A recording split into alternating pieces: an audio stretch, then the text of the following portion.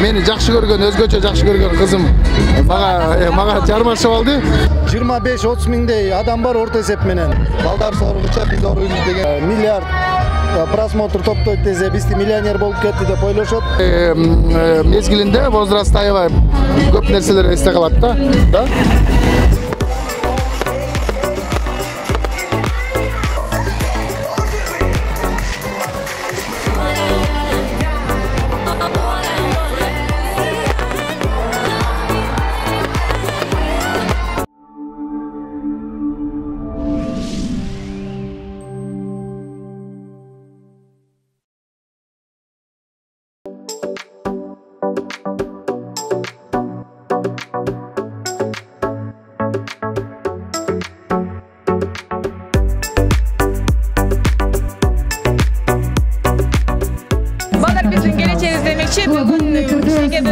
Өзгөчө майра болуп жаткан чагы Борбор калаасынын аятында өзгөчө концерт Дибиластын тарабынан уюштурулган. Ошондуктан жалпы кичинекей бөлүктөрүбүздү майра менен куттуктайбыз дагы.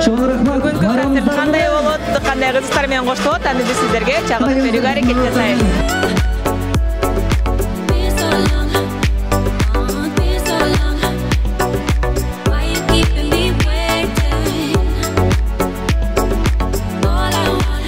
Ар бир баланын балалыгы таттуу көз ирмемдер менен коштолушу абзел.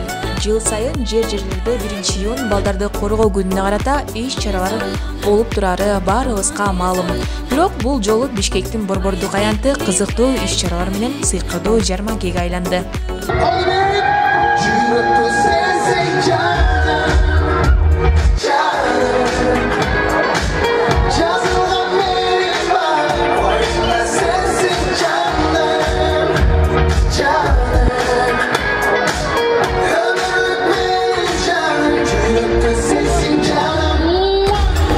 Дүйнө жүзү боюнча дээрлик 40 миллиард жолу угулган Дибиласты билбеген, көрбөгөн адам жок болсо керек.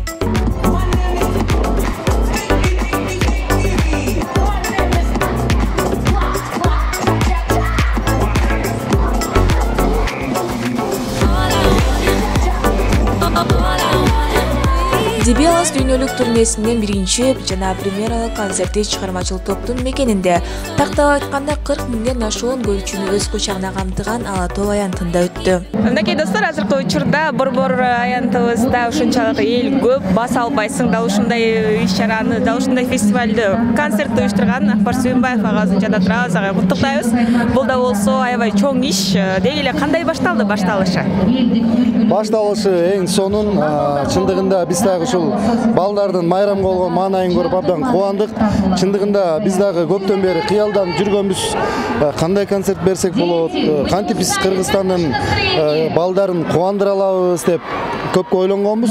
Анан ушул биздин кыялыбызды ишке ашырууга, ушул Дибилионс командасынын концертин уюштурууга көмөктөшкөн Бишкек шаарынын мэриясына, Бишкек шаарынын мэри Абдыкадыров Эмил агабызга жана ошондой эле эне балага тирек кайрымдуулук фонду, биздин Кыргызстаныбыздын биринчи айымы болгон Жапарова Айгүл Жапаровнага, Саунд Кейжиге жана ошондой эле көчмөндөр оюнун уюштурган биздин патриот агабыз Асхат Акибаевга ыраазычылык билдиребиз.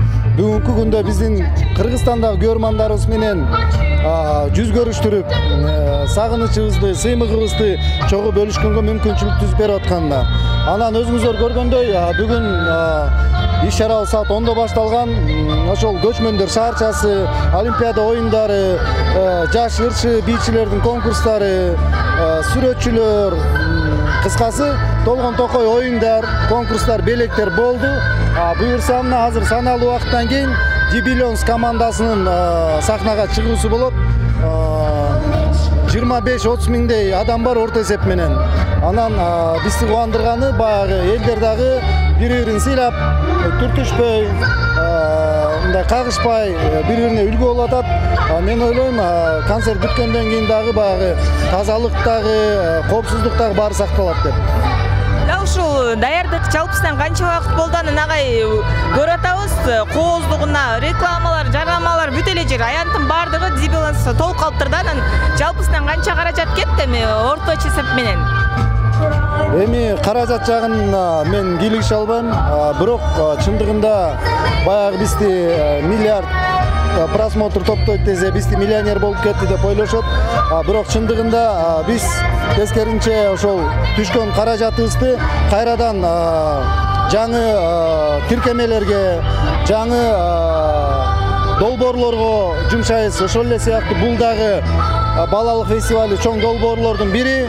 Ушул сыяктуу баягы үлгү, адеп акылак, тарбиялык мааниси бар иш-чараларга жумшап атабыз. Чындыгында ушундай мүмкүнчүлүк түзүлүп турган биз үчүн да кубаныч. Биздин келечегибиз болгон балдарга болгон каалоо тилек айталы. Жалпы Кыргызстандын келечек мууну бактылуу өлкөдө, өнүгө турган өлкөдө жашаш керек деп ниет кылабыз. Анан буюрса Кыргызстандын жаштары дүйнөнү багындырып, дагы да болсо биздин аркабыздан ээрчий турган көп жаштар чыгат деп ишенебиз. Анан өзгөчө ушул кичинекей балдар ар дайым жашоосунда тынччылык болсун, жакшылык болсун, бейпилдик мындай өмүрдө жашасына тилектешмин.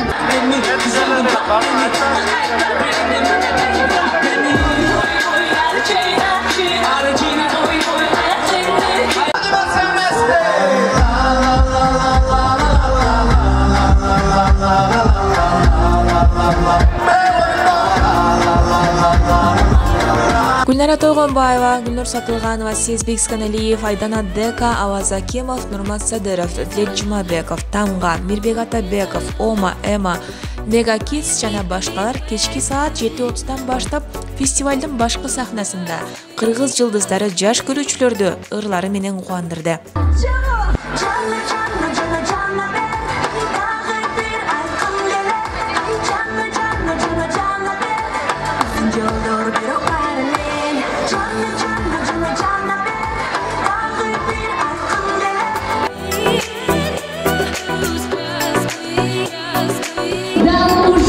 Чоң рахмат бардык бөбөктөрдү, бардык ата-энелерди чын жүрөктөн куттуктаймын.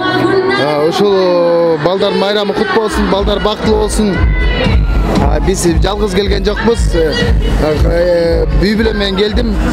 Чоң апалар менен ата-энелер менен жакта дагы бир туугандар болуп келдик. Ошо сейилдеп жүрүшөт. Өзүм бул мени жакшы көргөн, өзгөчө жакшы көргөн кызым мага жармашып алды. Жакка барып ойноп кел десем болбой. Кичинекей кезиңизде да ушинтип майрамдарга көбүрөөк келчүңүз беле? Биз келчик, албетте. Бизди дагы ушул улуулар, ата-энелер ушинтип ар жыл сайын бизди майрамдатчы. Аны баары эсте калат, өзгөчө азыр булардын ушундай мезгилинде возраст аябай көп нерселер эсте калат да.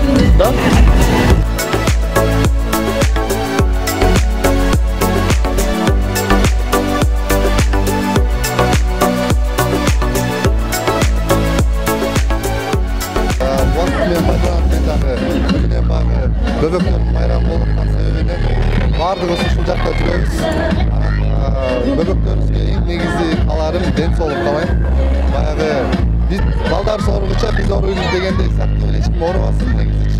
Бирок ушундай жакшы Бишкекте орто баягы биздин центрде мисалы ушу турабыз. Son gün болот, ушундай күндөр көп болуп турсун. Асман ачык болсун экенбиз.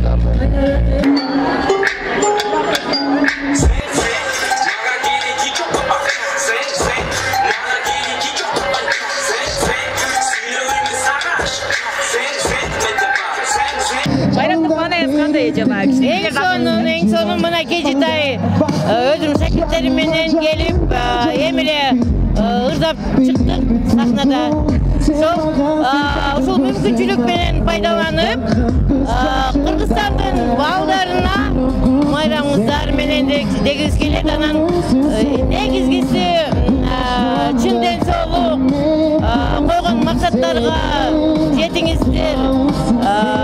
Ата-энеңердин үмүтүн актагыла жана жалаң бешке окугула кана майрамыңыздар менен. Көп Көптөн күткөн минут алар жакындап, Дибеланстын көрөрмандар үчүн күткөн убакыт келип, чыгармачылык топтун мүчөлөрү чыгып, өзгөчө номерлерди тартуулашты. Всемирно известная группа